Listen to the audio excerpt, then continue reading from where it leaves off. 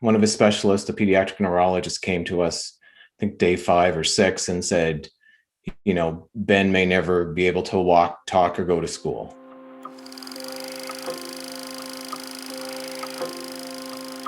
Hi, my name is Mike George. I'm a parent of 3 young adult children, and one of whom who was born with CMV. And a few years ago, my wife and I co-founded Soaring Families to basically help families of kids with complex care needs.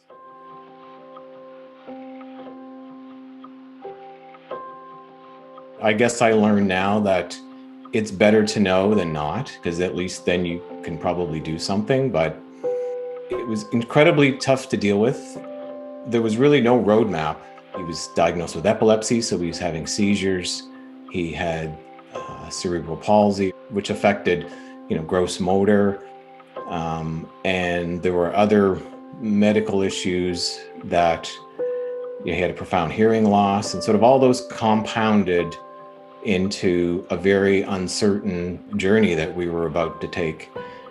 The experts will still tell you when you talk about CMV that it's very rare, it doesn't happen very often, and nothing if you need to worry about.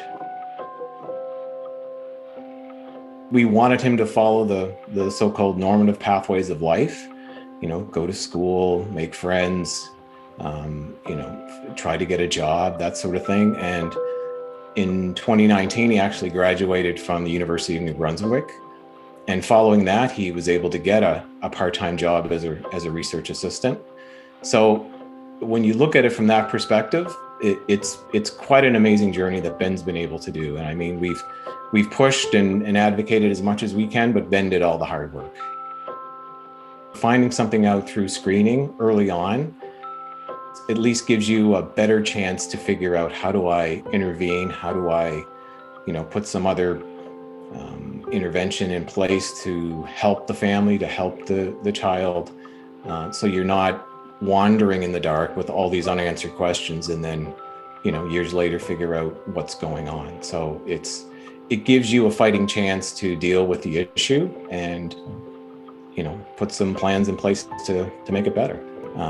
But just some basic preventative things and a general understanding can give people the information and empower them to make their own decisions.